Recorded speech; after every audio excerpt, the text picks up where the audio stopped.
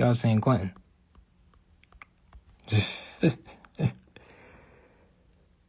Quentin. Is he all right? Go check on that boy. Hey, somebody go check on that boy, Quentin.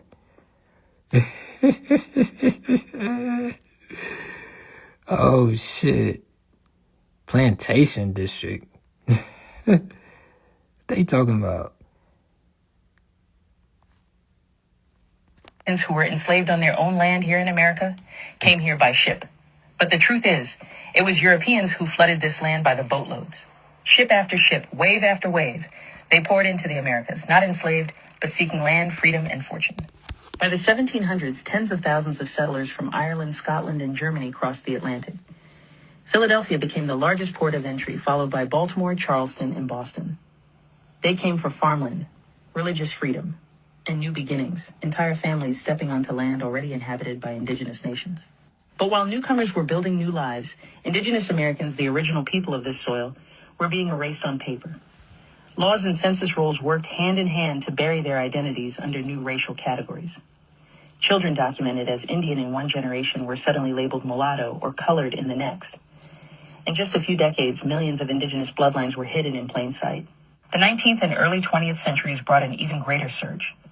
Between 1892 and 1954, more than 12 million Europeans, Italians, Polish, Russians, Greeks, Germans, Jews, and others passed through Ellis Island alone. Other ports like Galveston, Boston were building new lives. Indigenous Americans, Now look, shout out to them, man. Shout out to that was a really dope. Now, I'm not a big fan of AI, me personally. That's just me, but looking at it from a scholarship point, a visual point, I think it's really dope. Again, like I grew up watching Liberty Kids, so when I think of anything of the Declaration of Independence, I'm thinking in my head the cartoon, like initially, because that's what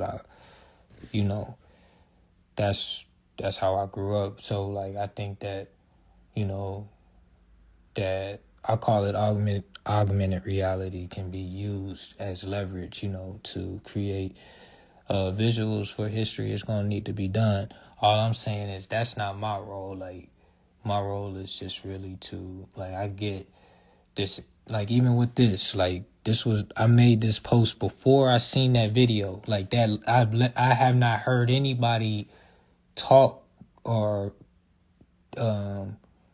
take time on that topic. You know what I'm saying? This is what I wrote on my post that I had, that I made today using it was the green screen. It was probably like a minute video, and I was talking. Some just told me to talk about that, and then that video came out right after that. You know what I'm saying? Let's see. Okay, here we go. Right here. So these are just my receipts, right? And I did a whole, I don't like calling my sessions lectures, because this, like, I presented this in Charlotte at Be Social on Central Avenue, right? And what I was doing was building up to how Charlotte got its independence, because Charlotte got its independence before North Carolina and the United States. And the North Carolina got its influence from Charlotte establishing her independence first. And then the state of North Carolina, or the Republic of North Carolina, followed suit from Charlotte. That's why on the flag you got 1775 on it and not 1776, because Charlotte declared her independence in 1775. You feel me? And that's what this was all about. And in there we had to talk about why the population grew so much, how it grew, right? So we talked about the Great Wagon Road, and this was just a presentation. And I look at that kind of like MTV Unplugged. Those are like MTV Unplugged sections, or TED, like mixed with a TED Talk. You feel me? That's my classroom style. And it was dope because everybody that was there was a part of it, right? Because I mean, shout out to Malaysian Ink. She was there, and like she did a visual based off of this presentation. Like, it was, man, like I can't even put it in words. That was just dope. We gotta have more sessions like that moving in the future, just in general. Like, it's a book called Dark Money, and I got it. It's in the finance section of my library, and it's by Jane Mayer, and she's talking about how these same people that this history is right about here, how they have think tanks. You feel me? And think tanks is what influences politics. It influences. Like, I give a perfect example, with the work that I do in, my community. And like these think tanks, it influences the politicians, right? So the politicians come to these think tanks to be a part of the mastermind because it's bigger than the title, if you get the point. However, it's like, let's just say it's land that you desire. Instead of you going to trying to buy it, you talk to the people who can convey it, right? Who has the authority, who can convey it, and then you persuade them, right? You don't necessarily have to buy land. Like, you have to declare, you have to claim, you have to make, claim to the land. That's what it's written in Deuteronomy. In Deuteronomy 11, it say, go back and take the land that I swore unto your forefathers, because it was for you. I swore, God told your great, let's say your great grandmother, your triple great grandmother, let's say she had 500 acres. We just gonna say 500 acres. And God told her that you gonna have children that's gonna be born in the 21st century who needs this land. You feel me? So that's what Deuteronomy 11 is saying. And that's why I have it referenced here. This is what I published this today. Peace, sister. Peace to the fam. First fam. Over everybody. Real talk.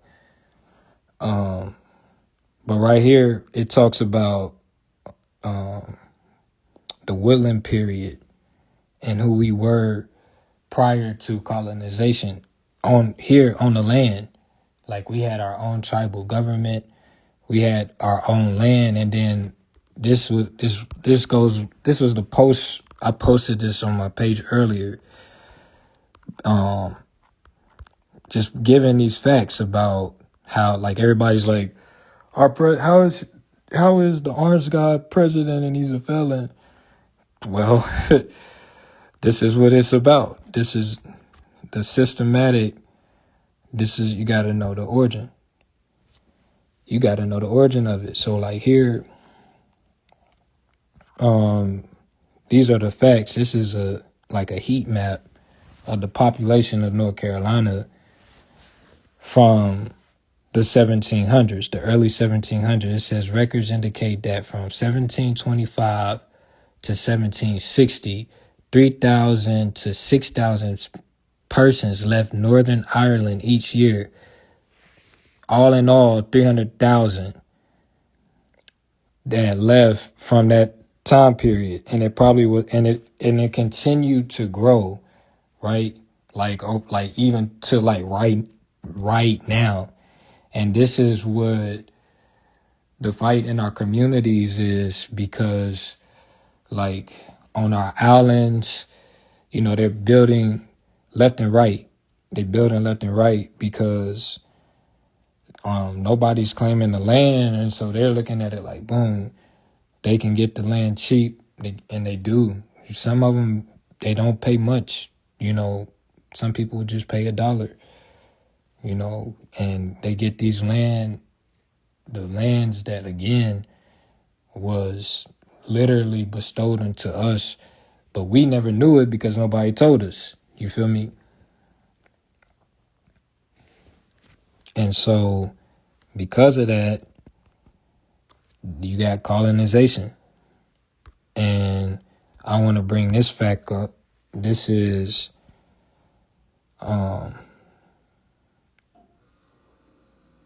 from Winston-Salem in history. I don't know what page that is. Do I got the page number? What does that say? I can't see it. Do I still got it up? Hold on. Because that's like fresh from the joint. Yeah. So that's page. All right, bet. That's page 236, 237 in Winston-Salem in history. It's really important that y'all get this book because it really talks about you more than anything. Let me get. I had to bring that receipt up because, again, in that comment, I'm referencing, because you have to come with fact, like in order to be, like legit. I don't want no blue check. I don't want a blue check on my name, for the record, because that's cool and all, but I want my fact. I don't want a blue check. I want my facts check. I want like check the facts. So this is from here. And this is like, I could do a whole presentation on this.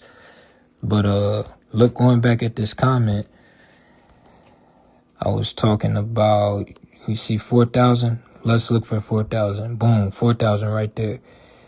It says in the 1960s, right?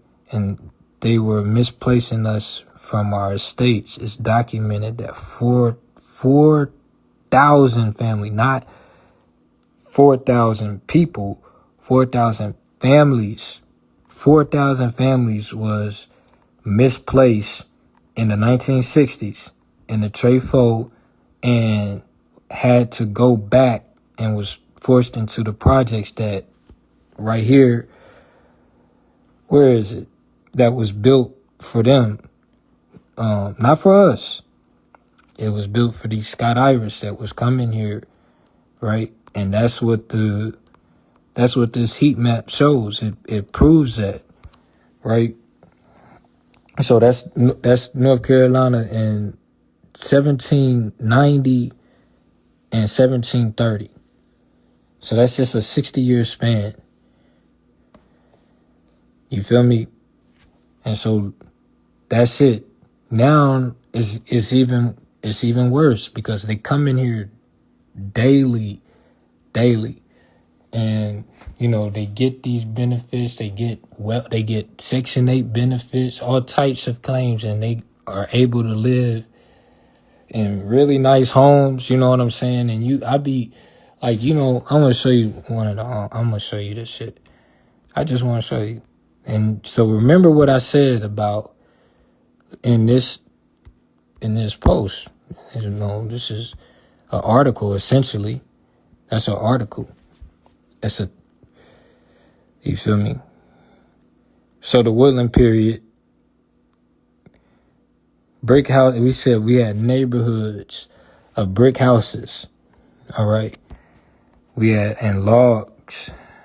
So the neighborhoods of brick houses, right? Look at that brick structure. Look at that. You feel me? So, spoke some things into the universe and they appeared. That's real. So right there, say in the 1960s, 4,000 families were moved from their homes into federal housing projects, right? Happy Hill. Hold on. I'm going to read it. I got it right here. It says Happy Hills. Happy Hills. That's how you know they not from the set, because the fuck is, this Happy Hill, dog. Kimberly Park were redeveloped with little regard for the stable, even prosperous housing areas in those neighborhoods, okay? So in Happy Hill, Happy Hill used to be, this is how Happy Hill used to look, okay? This was our village culture. This is how the Woodland Indians lived, all right? That's how we lived. We had alleyways, right? So we could connect. You can come. The back door is the front door. Do you understand? The back door is the front door. The front door is the back door. So when they doing the delivery drops off, they dropping it off at the back door. Because that's how Big Mama want her shit, because her kitchen in the back. So if you dropping off the milk, then all she got to do is open up the door and put the milk in the refrigerator, because it's sitting right there.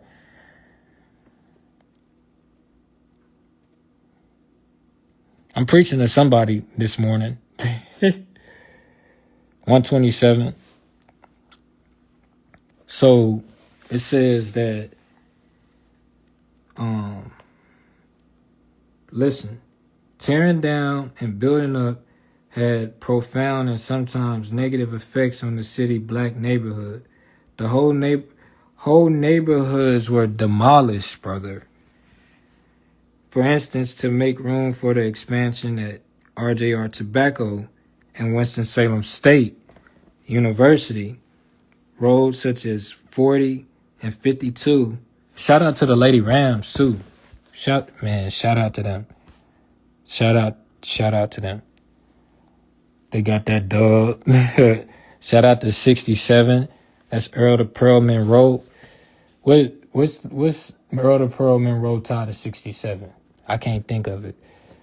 But shout out to the Trefo, man. That's what we reading about. We reading the history.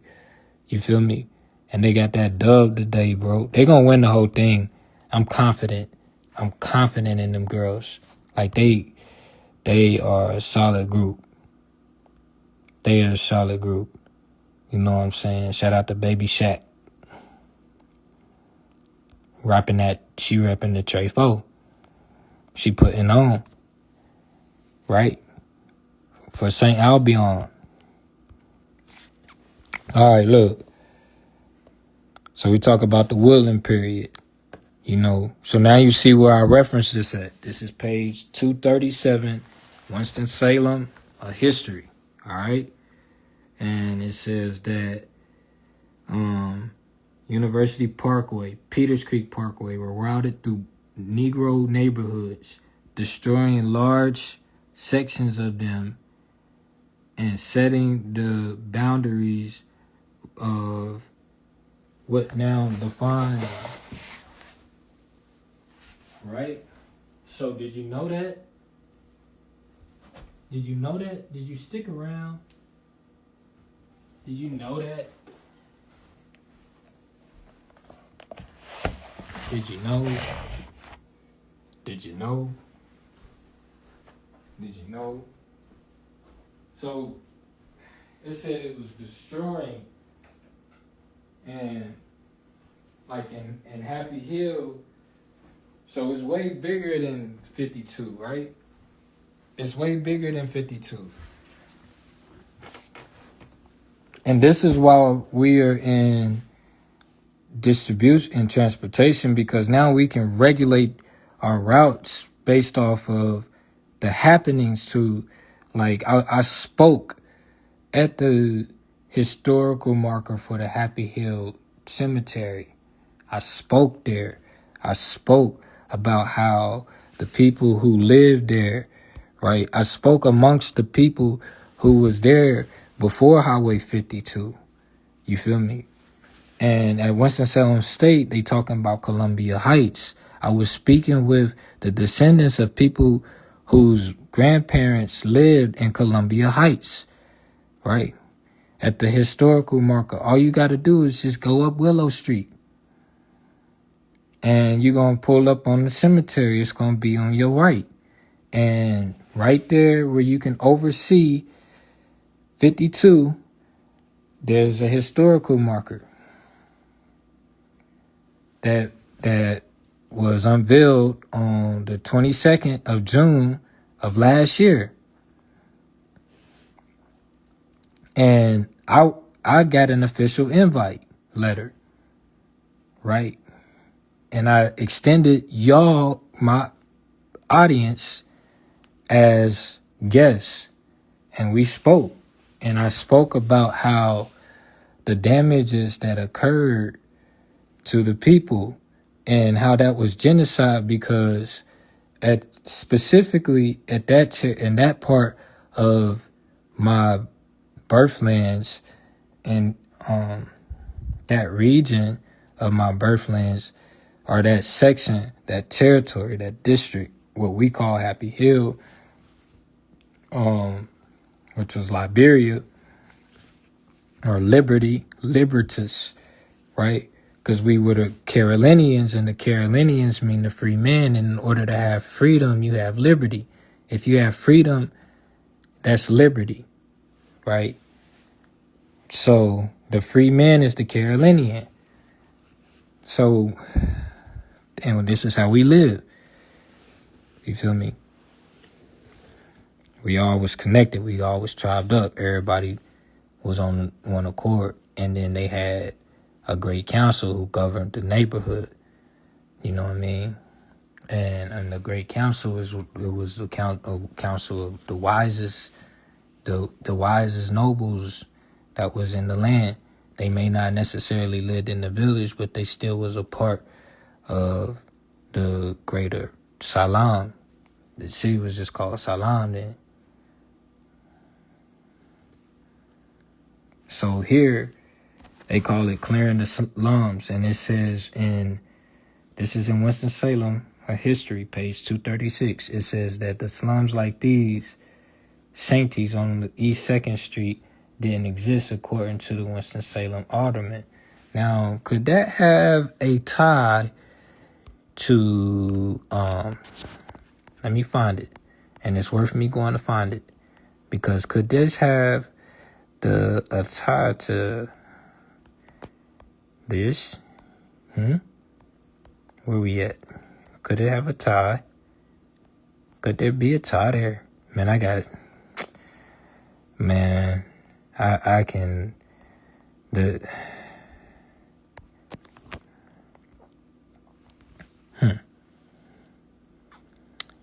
Yeah. So North America was legally vacant. So for them to say slums like this didn't exist, it says clearing the slums. What slums? That what the board alderman reply was to R.J. Reynolds Jr., who was unopposed for mayor in 1940 with the promise to clean up the city's slums. After the election, the alderman issued a report that concluded that there were no slums in Winston.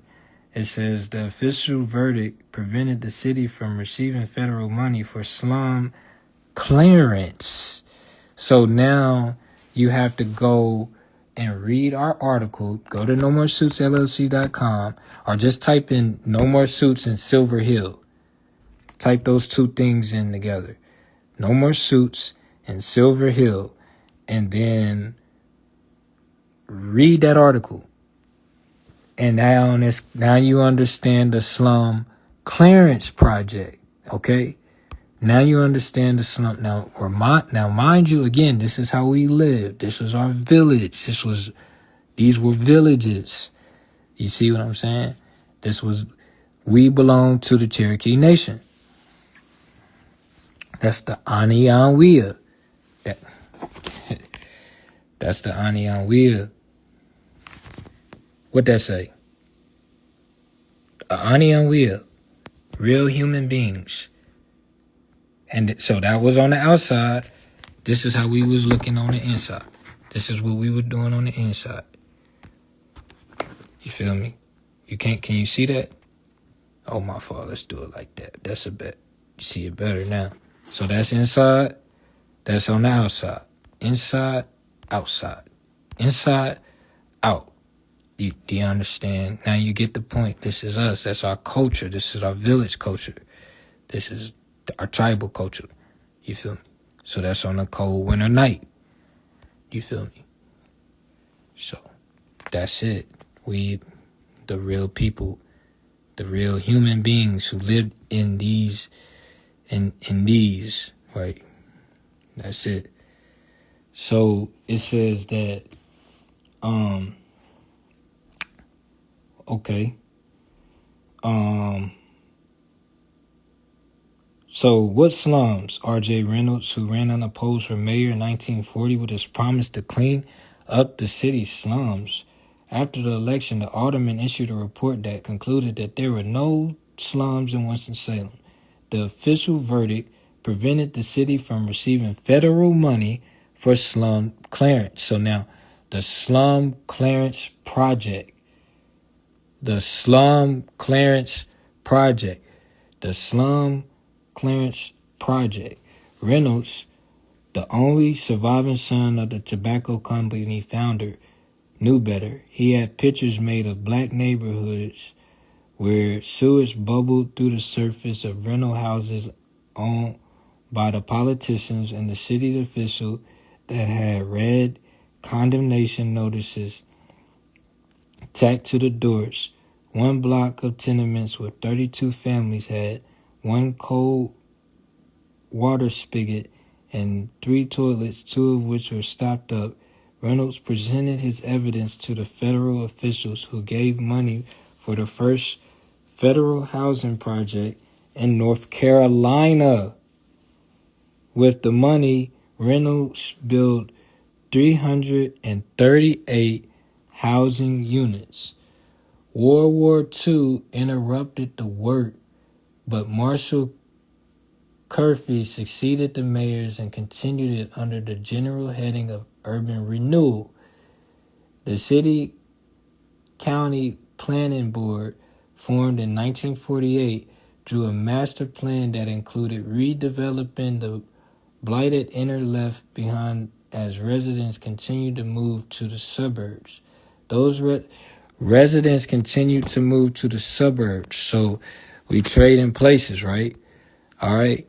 So if you really know the history of the Trefoil, you have to realize that, okay, Piedmont Circle, like I said here in this, somewhere in here, I talk about how Piedmont Circle was built and occupied by white folk up into the 1960s. So in that point, this is where we're talking about. So in East Winston, you got Reynoldstown. So they went from, ironically, Reynoldstown. All right. So they went from Piedmont Circle to Reynoldstown. Then they started going into Buena Vista and all of the night in Clemens, Louisville, all of that. All of that was all woodland Indian, what they call in slums, but villages. All of that shit was. Now, what they did, once they moved there, they forced us into the projects. Do you understand? So we traded places. So the projects was available now because they was moving up out. It says right here, residents were soon, it says that nature knows no color line. You feel me? All right. So it says that the city council planning board formed in 1948.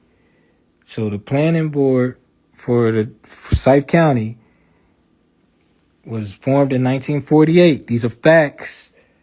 These are facts that can be argued. You feel me? Or debated. It said drew up a master plan that included redeveloping the blind inner city left behind as residents continued to move to the suburbs. So they talking about the Scott Irish people. Those residents soon were joined by downtown businesses, lured to shopping centers that began sprouting on the outskirts after the first Thruway Shopping Center opened in 1955. All right. The redevelopment, and that's built over a creek. Look on your map. Thruway Shopping Center is built over a creek. All right. Now, I would say some stuff on here, but I'm not going to because everything is not for here. But all I'm going to say is you standing on sacred soil. The Redevelopment Commission, organized in 1951, used federal money and private donations to build low-cost housing and to provide space for businesses to relocate downtown. A project in East Winston removed 2,500 substandard housing and replaced them with the $13 million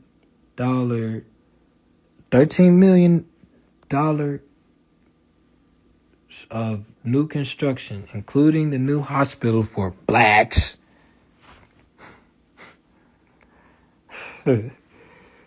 Plans to reconstruct a 350-block section of the city core took shape after a report in 1959. So less than half of the buildings in the central business. Let me reference what I was reading. I'm sorry. So I just read this page, and now we're going over here to this page. Do you know who those people are? All right, that's who y'all play y'all football. That's hey Rams. That's the Bowman Gray. That's Bowman Gray Jr.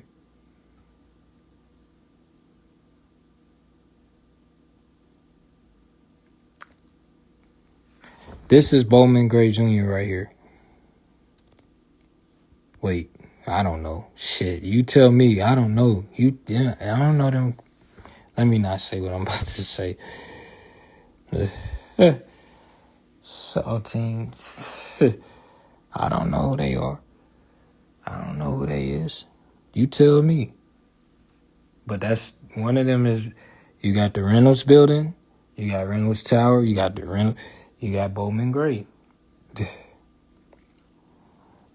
You know that the university don't own Bowman Gray. By the way, it says, so anyway, this is why it's important to know your history and know the names of the people that, you know, y'all be saying it like y'all own it. Like, we in the Gray today, like, pause, nigga. You feel me? But this is just reality. So it showed that less than half of the buildings in the central business district were adequate. More than $100 million in public and private money was invested in the next 15 years. It included the new constructions where some of the city's major building was the MC Benton Convention Center, the Hall of Justice, and the Wachovia, because that was the original name of the territory, was Wachovia, Slim. Was Wachovia. That was the original name of the territory. And I got receipts on that. Like, I could pull that receipt up right now. Like, you feel me? Matter of fact, I just opened right up to it. That's crazy, ain't it? What that say? But Deborah, 1764, isn't that the same timeline that we started from? Wachovia, you feel what I'm saying? So Wachovia wasn't a corporation. It was a territory in the Cherokee Nation, right? That's what it is. The Cherokee Chiefs. Wachovia, Deborah. Say it right there, bro. You feel me?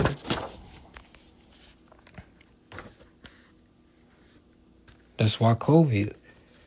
That's where it's coming. That's why it's the Cherokee Nation, bro. Council.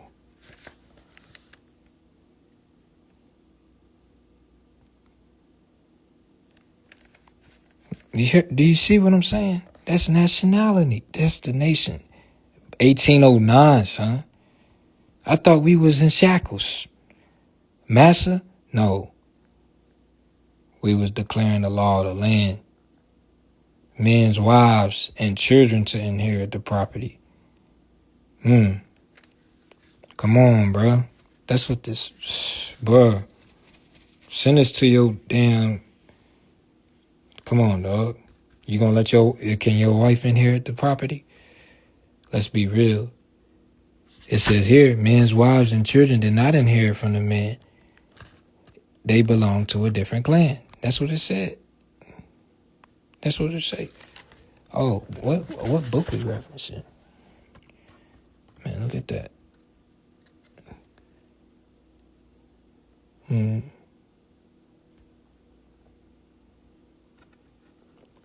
Wachovia is on the map.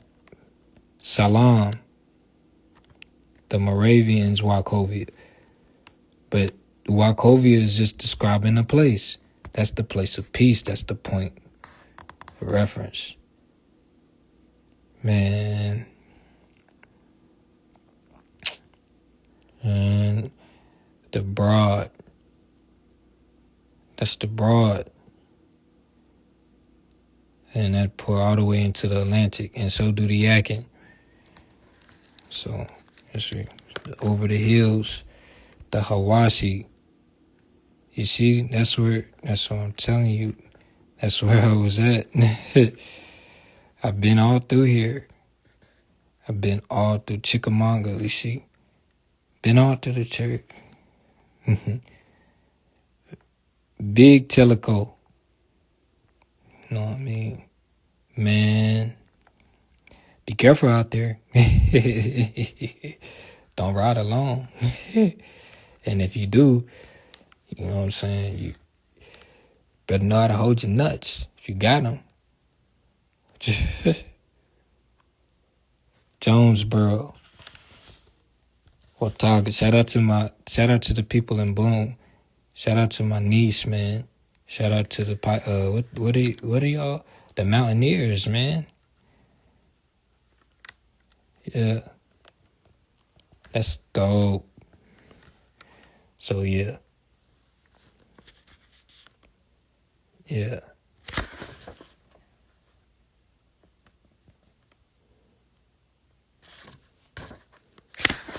Yeah, my G. It's there. It's right here. Facts.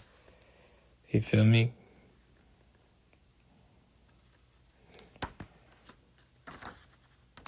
But yeah, Slim. We got facts on facts just like that, man. Nature knows no color line. The Jew and Negro, which, by the way, the person that wrote this, right, was from North Carolina. And it was a white boy from North Carolina. See, a lot of these white, that's why, you know, we be talking in general when we say, you know, like, it's a different type of, see, some of them not on code. You can look at them and tell.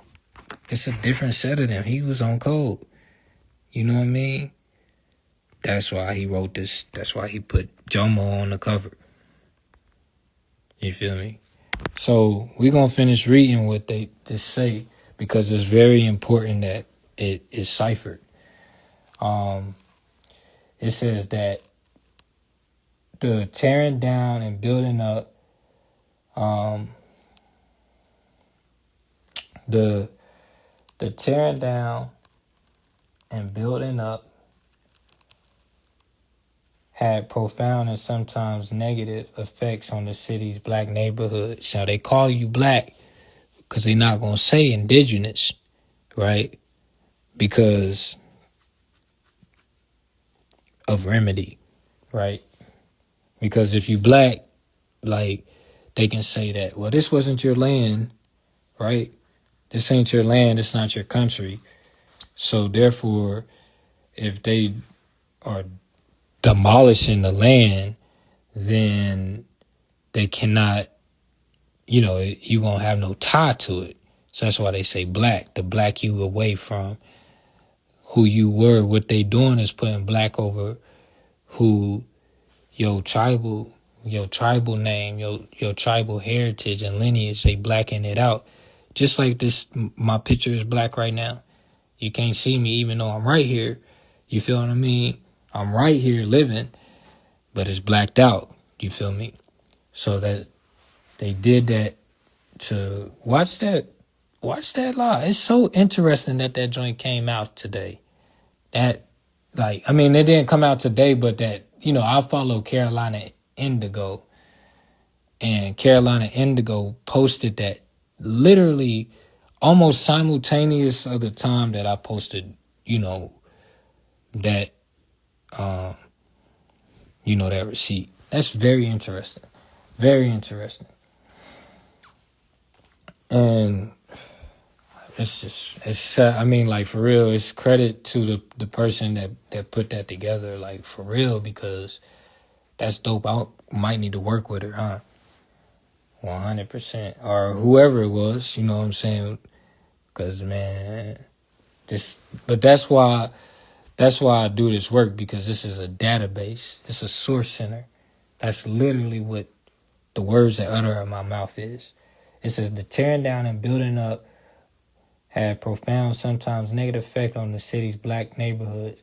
Whole neighborhoods were demolished, for instance, to make room for expansion for RJ Tobacco and Winston-Salem State University. Okay, so for WSSU, the whole left side or west side of the campus, west of MLK, all of that was Columbia Heights. But before that, they were like farmlands and also, tribal territory. That's literally what it was. They're not going to tell you that, but I am, and I have been. That's what it was. So just know that those buildings there and those dorms, like Rams Commons and Gleason, all of that was a neighborhood. That's what this is all about. They were clearing it out so that they could build for these modern institutions, right? Now, this had a lot to do with why a lot of Negroes were misplaced. This is what I'm trying to tell you. We were good for the time being. 52 Peters Creek Parkway.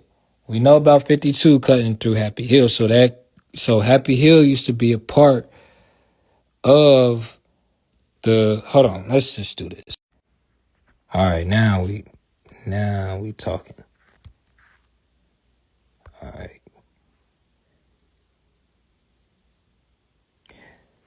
So here you got, this is Happy Hill. All of this used to be connected, right?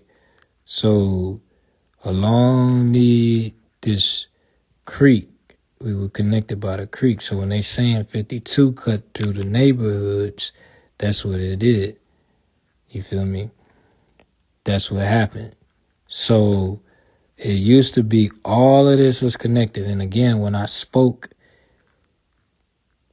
here, right here, like right here where Free and Willow is right here.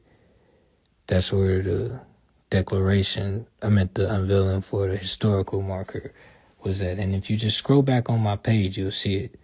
Just scroll back to June 22nd of 2025. You'll see I posted it.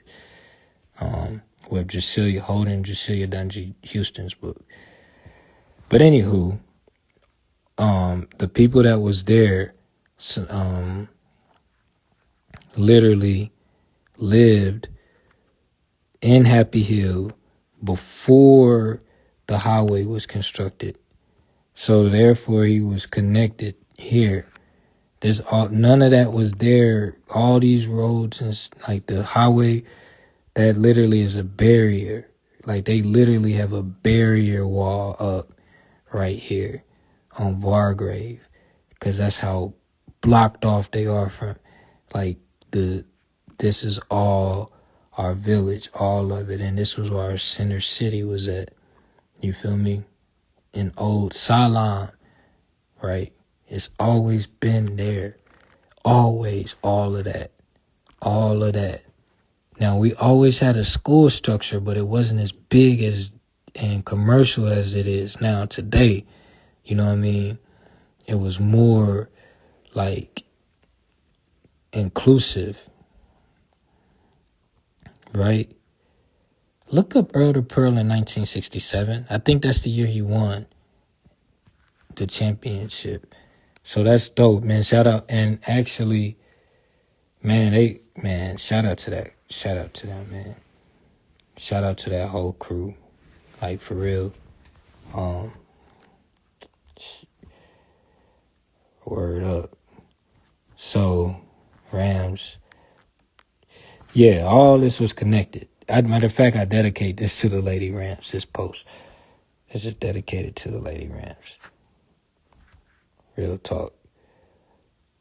History is really deep. So all of this used to be connected, the village, culture, and everything. And so this is what this is talking about. It says that black neighborhoods, it says, again, I'm going to read it again. It says, the expansion at R.J. Reynolds Company in Winston-Salem State, roads such as Interstate 40, which is right there, boom. Now, I actually did field studies right there. Petria Street cut across, Stockton cut across, Lungman Street, all that cut across to my granny hood. You feel what I'm saying? So my grandma hood is connected to this. So before 40, these neighborhoods was connected. You know what I'm saying? So my grandma lived, well, her house is off all the way. You can go down Petria, but it used to be you could connect all the way across, right? And so that run into Walltown, which is like the mirror flip off of Happy Hill. And then on this side, you had Columbia Heights. And my grandfather went to the Columbia Heights School. I mean, not my biological grandfather, but Jack is my grandfather, man. Like, stamp, man. You know, 100%. South Central. So all of this used to be connected, and the highway. So it's kind of like, because we use the highways, you feel me? So, and that's why, like, if you look at that live I did talking about in Article 1, Section 8 of the Constitution, where it says trade with the Indian tribes, and if you look at the comment section on there, read the comment section, that's how we able to charge that, because these are our roads. So now, knowing that that's how we get, our restitution for them,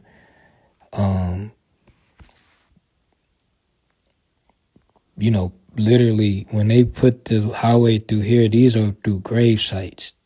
See how I say Vargrave, ironically? You see what I'm saying? Vargrave. So those grave sites, and that's literally what it talked about. We did in Happy Hill. Shout out to Tanya Sheffield, because she's really the pioneer that's she's like Ibn Battuta or Ibn Khaldun. She's like Ibn Khaldun because she's preserving a lot of it. She's doing the work. She's in the trenches. You can find, shout out to Tanya, bro. 1,000%. And if you don't know, you better know. But Tanya got the retina scans done on the land, and they were able to discover 1,100 unmarked graves, right, in the Happy Hill Cemetery. That's what the historical marker is talking about. So that's right here. That's right here, Vargrave. So the damages that occurred there, and they have all these same people right here that I was telling you about. These people here are the same one that's profiting off of these highways, right? So now it's time to restore the tolls to the people.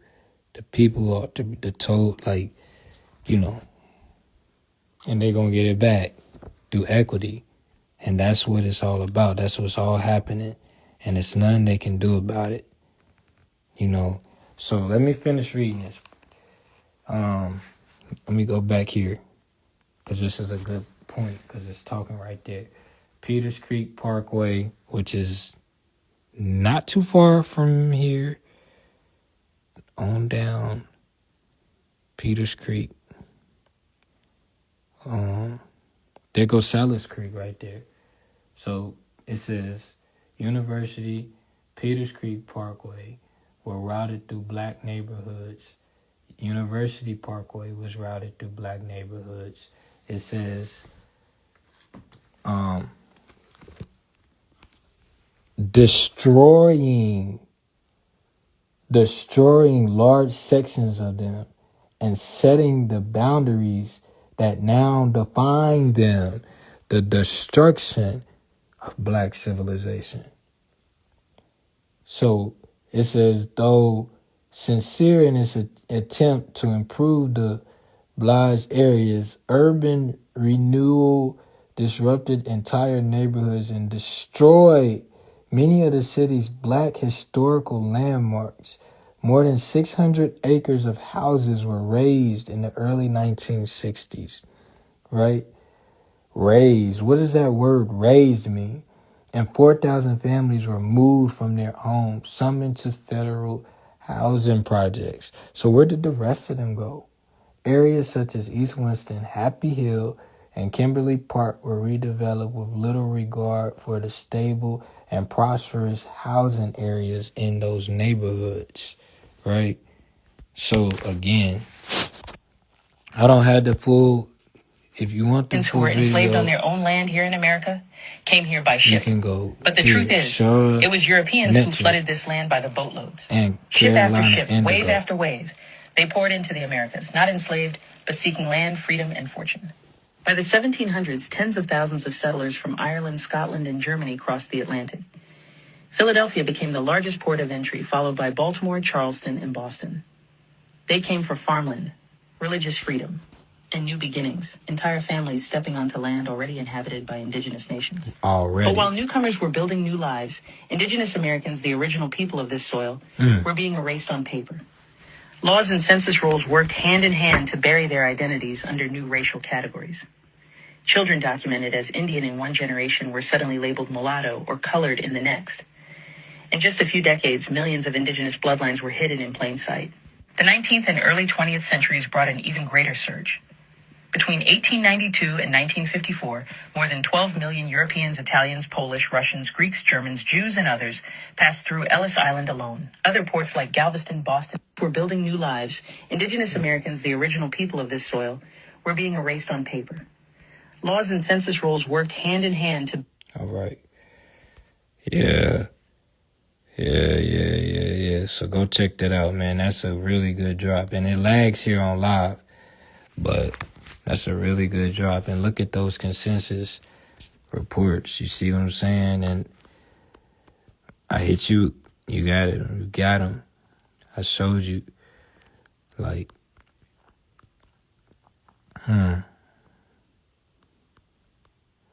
See, that's in real time. You know what I mean?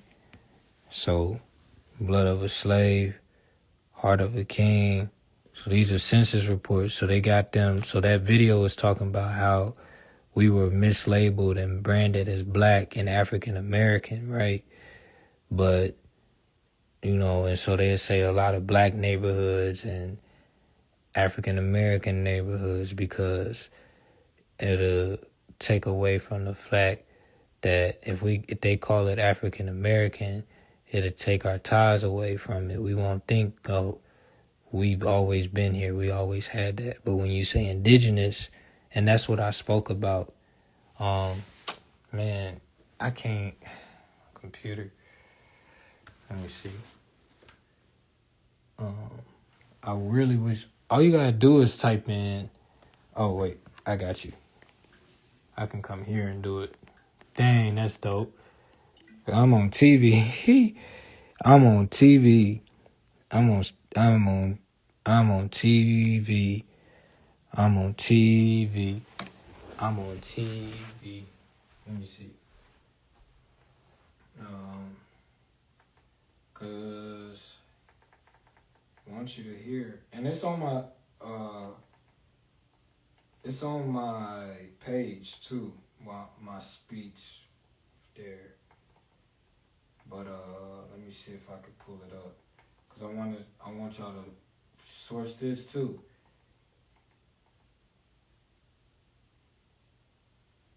Oh wait. We was getting somewhere.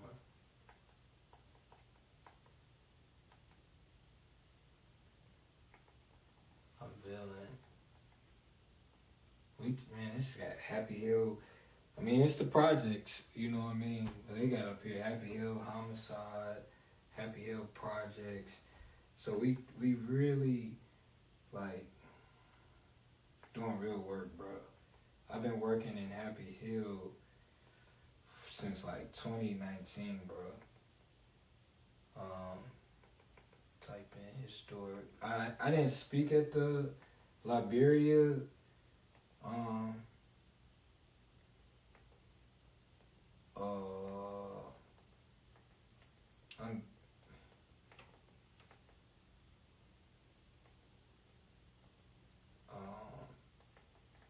let me see.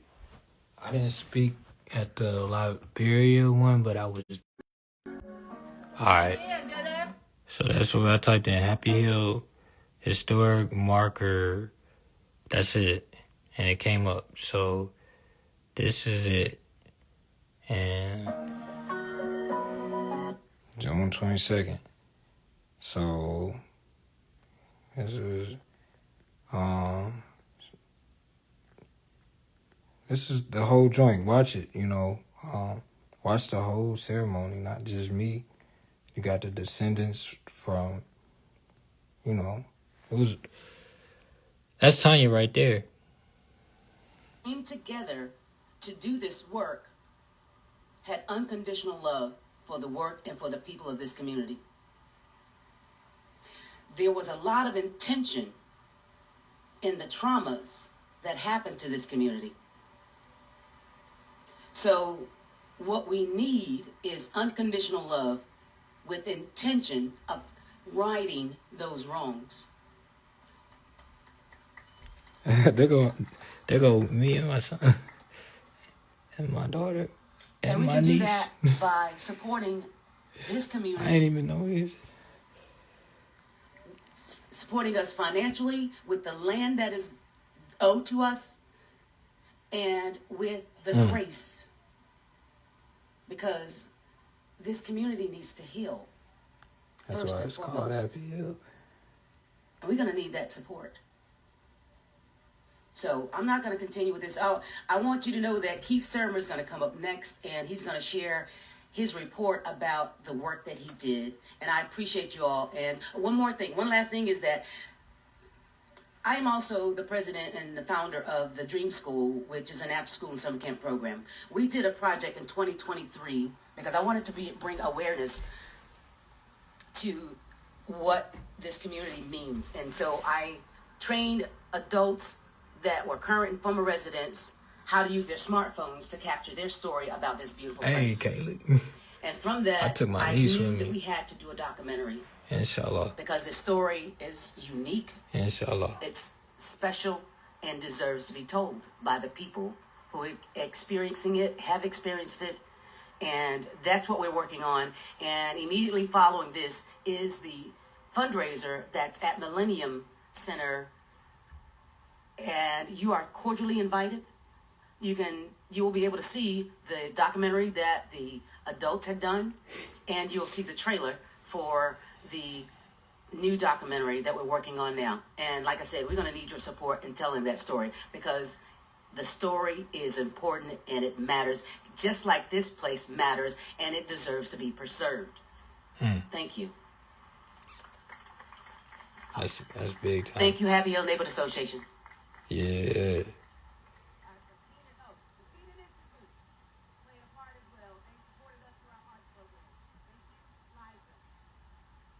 Is that the mayor? No, that's not the mayor. Okay, so look, hold on. I want y'all to hear his reports. Like their GPR data, what we like to do. This is important. This is important. Well, I just wanted to give a brief discussion about what we did here and what. I wish we could pull up the Sherman work. Associates was awarded the contract to locate and map the burials here in the Happy Hill Cemetery. And we'd like to thank Tanya and the Happy Hill Neighborhood Association for placing their trust in us to complete this mapping project. We enacted a field campaign to identify the location of the burials that were lost to time. Squirrel. We use GPR, which is the gold standard for detecting potential unmarked burials. And GPR. when we collect our GPR data, what we like to do is lay out continuous grids across the cemetery.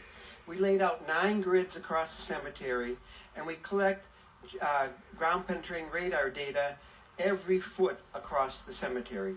So my teams were out. You heard what he said? Ground penetrate. Wait, what did he say? What did he say? You got to pay attention to this, bro, because this is the technology. Campaign to identify the location of the burials that were lost to time. We use GPR, which is the gold standard for detecting GPR potential unmarked burials. And when we collect our GPR data, what we like to do is lay out continuous grids across the cemetery. We laid out 9 grids across the cemetery. This is where he's standing. This is the cemetery. Ground penetrating radar data every foot across the cemetery. Ground penetrating radar data. Ground penetrating radar data. That's how you able. So when you do excavation, you have to do this first. Cemetery. So my teams were out here collecting transective data across just about every foot of the cemetery. That's the historic marker right there. In the back, where we got into some steeper terrain and woods, we were not able to do continuous grids, but we did collect another 90 transects of data back in there. Right here. Matter of fact, my fault. In front of Mark, right here, I'm about to line it out. Okay, so you see, all right, where it say historic, you see where it say historic, we're going to use that as the pointer. So this is where we were at, like where it say historic at, this is where we were at. This is the cemetery here. You see how it cuts over? Bar grave. Crazy, right? So this whole area is what he examined. Like right here, we're free, and this is Willow Street right here. So in this section right here is where he did this, where he did this work at. So we take that information and we put it into a computer program that produces a 3-dimensional model of all the reflections down in the subsurface. And then we go down and we examine what we're seeing in the subsurface at different depths in order to pick out and identify where there are potential unmarked burials. Our data identified 1,170 anomalies that were interpreted to be potential unmarked, potential burials. 25 of these were associated with marked. What we're seeing in the subsurface at different depths in order to pick out and identify where there are potential unmarked burials. Our data identified 1,170 anomalies that were interpreted to be potential potential burials. 25 of these were associated with marked graves, so the total number of potential unmarked burials identified is 1,145. Damn. The high density of burials in much of the cemetery made me wonder if perhaps I was over-interpreting the data. Could there really be that many unmarked burials? Damn. But I went back and I reviewed the 3D slices. These are map views of the reflections at depth, and I can share these with you later. But I could find consistent rows, one row after another row at different depths in the data. And that verified that, yes, what we're seeing out there were indeed that many burials. Damn. And not only did we run the GPR data and then collect the GPR data and then identify the potential burials, but our work included mapping the headstones, the field stones, and other cemetery features, producing a cemetery map, which we have over here, showing the location of each of the burials. We also photographed and cataloged remnants of over 300 grave markers, including headstones, field stones, the bases of former headstones, pieces of headstones, random cut stones that we observed in the woods, as well as the curvings that surrounded some of the family cemetery plots. We produce a map showing the location of each of these features and every photograph that we took. So now you can go to that catalog, look at one of those grave markers, look at the map, and you know where it is located in the cemetery. And then finally, our team placed a magnetic nail at the location of each potential unmarked burial so that they can be relocated in the future and I think there might be some plans to do some other formal marking of the graves in the future.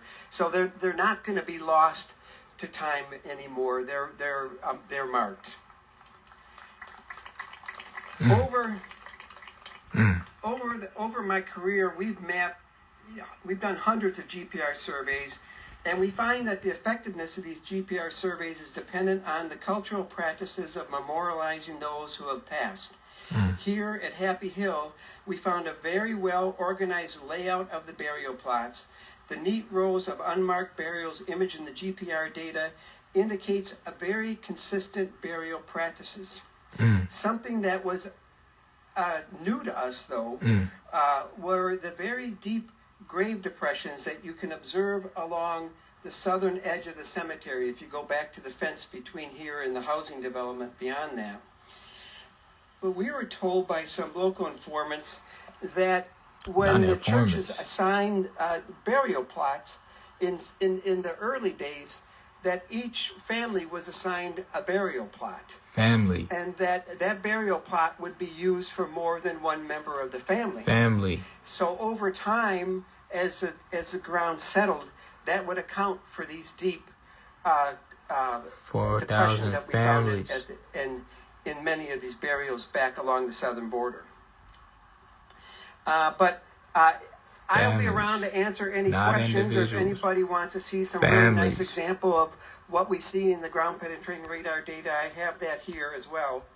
But I, again, would like to thank Tanya and the Happy Hill Neighborhood Association for the opportunity to assist with mapping the cemetery. Thank you. You see what I'm saying? What they say? What they say? We are almost at the point of... Said they gone forever. Where we at? I'm about to pull me up. So y'all can hear it, Don. There you go. Happy, and I'm really glad that this historical site is being preserved. Because every time I drive up the hill, I still see that store over there. You just get the best candy over there. But I just want to thank you all. Thank you for everything you do. Thank you, Happy Hill Garden. And thank you for your time. Yeah. Facts. Gwen.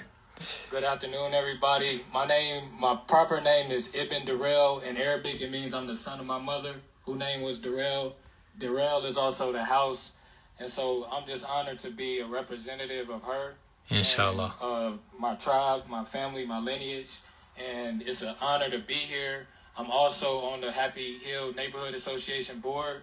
So I'm dedicated to doing this work. When you look at the etymology of words, Carolina is our nationality. My great-grandmother, she's from Patrick County, Virginia, and they came down here by way of Stokes County, Guilford County, and we're of the original tribes that's of these counties and others territory. My daughter right there. So one of the things that, and she was born in 1842. Her name was Sophia Adams, okay? And her history starts with slave. But when you look at the name of slave, it's actually a nationality within itself, the Slavic people, right? But we're Carolinians. Our bloodline has been here. You can look it up on the records past 1655. We have Slaveville that's on the coast of the Carolinas. We had shipping ports. Shout out to Street Economics. Before we were slaves, we had nationalities. So we have to look at the origins of the nationalities of the people who's buried here. Not only did they have nationalities, but they had titles of nobility that were stripped from us. Just like they stripped these grave sites from us without our consent. So we're here to restore that. And we're making sure that the bloodlines and the descendants are heard and that they're felt and that their legacies is documented. And we're documenting our history. That's so very, very, very important to document your family's history. That's how you restore your nation. That's how you preserve your nation. And that's what our title is. I don't want no other title but a restorian, not a historian. This ain't his story. This is our story. And we're here to restore it and to preserve it. And I'm honored to be here amongst the people who started this community, who built this village. This was our tribal culture, to build villages along the rivers, along the creeks. This creek right here, Salem Creek, flows into the Muddy Creek. The Muddy Creek flows into the Yadkin. The Yadkin flows into the Atlantic. So we connected to the world by way of the creeks. By way of the creeks. When you put your hands and your feet in the creeks, it heals you. That's what our community needs. We need to be healed. Mama Earth knows it all. It knows the pain. We don't have to do all of the geographics, technology. It's up to the earth. This nigga Our ancestors will tell you. We recently had people come here from across the country, and they said they felt the spirit of the ancestors. And that's my time, people. I love y'all. Peace. Yo, man. It's, hold on. The Hunchback of Notre Dame. Oh, the fake politician. This nigga. Pablo Escobar. This nigga, man. Yo. Man. That is crazy. This nigga, Steve Urkel hit that. Stefan Urkel hit that. Man. Oh, shit. Damn, bro. That is crazy. So, yeah, man, I just want to close out on that, dog. And that's some really good. This is going to be a live for the ages. And I wasn't even going to go live, you know.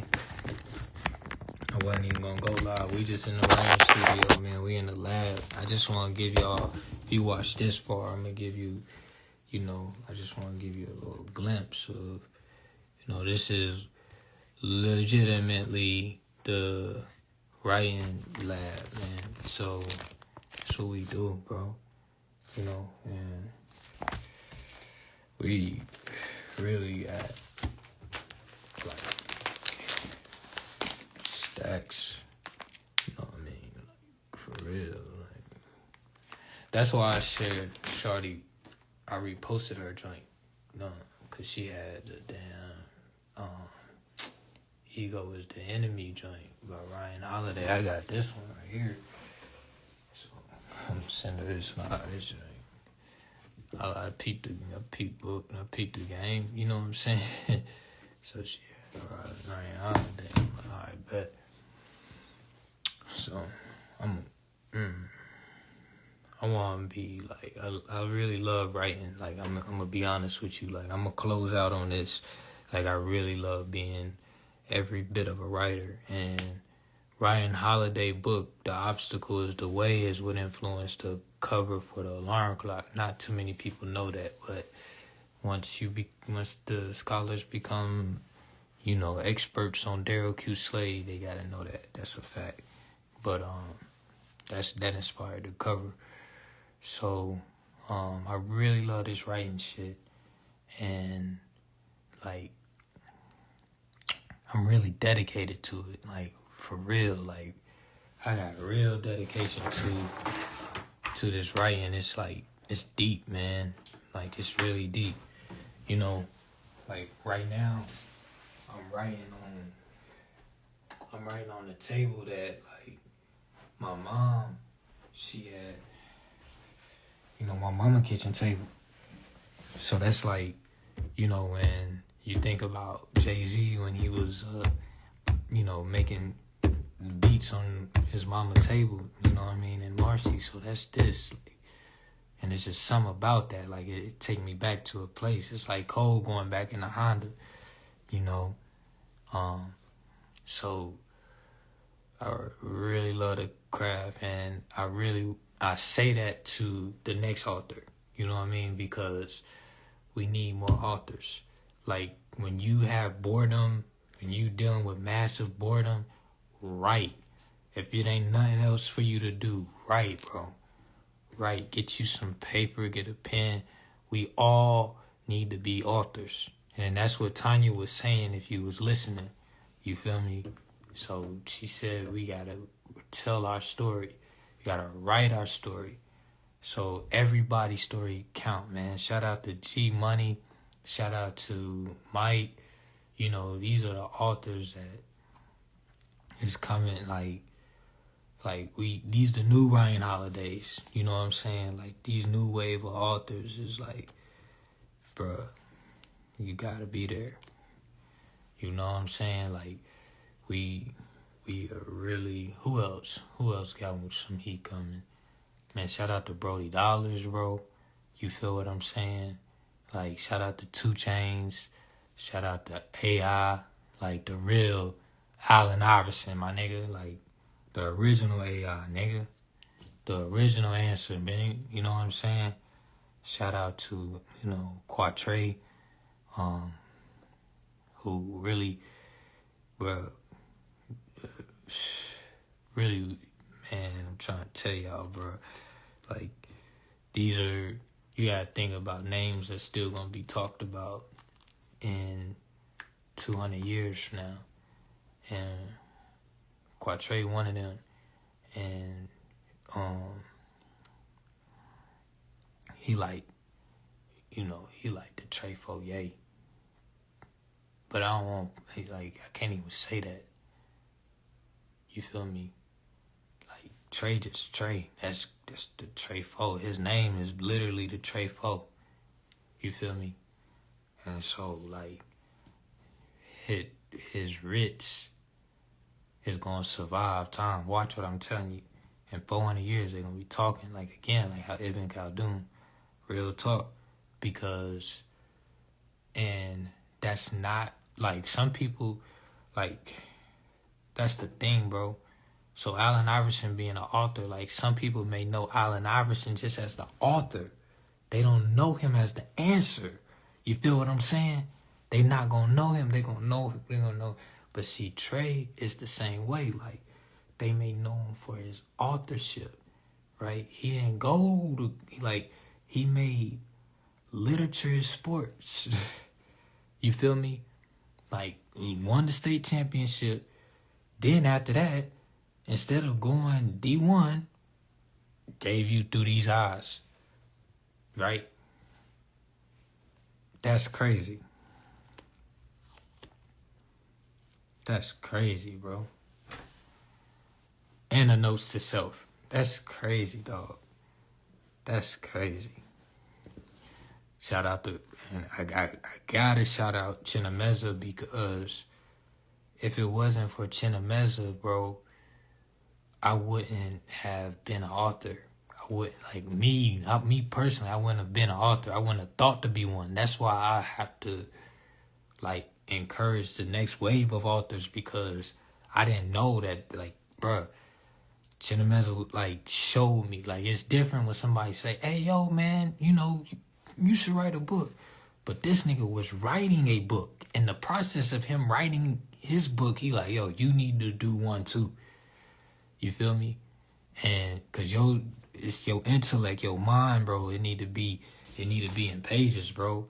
Like, it need to be on pages, bro, the way you mind. So, like, that's where this shit, I'm like, damn, I ain't even know. Because, you know, even, like, at school, like, school train you to hate writing. I seen somebody today post that, like, when it come to writing a thesis for class, my mind go blur. And I'm like, man, now, knowing what I know now, like, it's different, bro. Because, like, I can, like, writing a book or a thesis or a article is like building real estate, and that's how you gotta look at it. Like, it's literally like building real estate. Like, even with our articles have, like, you can put like subscribe lines and little like infomercials and click tabs in the article. You feel me? And people, like, they writing, they giving you like, I give you everything on the No More Suits, everything, but like on the, like these Winston Journal joint, Winston-Salem Journal joint, or not the Winston-Salem Journal, but it's something called, it's a knockoff of it, and they only giving you like 2 lines of the joint. They only giving you like 2, what up, cuz? They only giving you like 2 lines of the article, and then they making you pay for the rest of the shit. But my articles is like, goddamn, you can go look at my art. Them shit's like damn near books. You feel me? I'm like, they making motherfuckers pay for that shit. And I could do that. I could be like, give y'all like 1 word, and then like to get the rest of the sentence, y'all, it's 45 cents. You feel me? But I don't do that because I really love this shit. I'm not doing it for the money. I'm not looking at it from like how much I can make. I'm not writing these books to say like, well, how much can I? No, bro, it's just like passion, bro.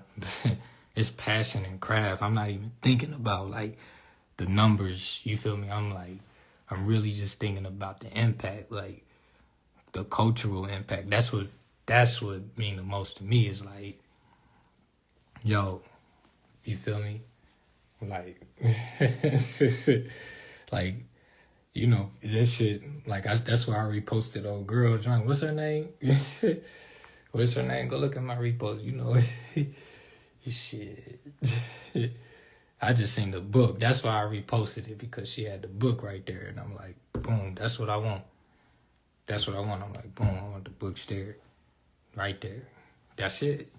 That's the cultural impact. Like, we talking for the next 50 years. I'm on think tanks, you know, off of it. That's it. That's why we gotta write books. I'm not even thinking that far. It's just like the material, the line, the bar, the paragraph, the footnote, the page number. You feel me? The cross-reference. That's why I'm doing these lives. These lives is like,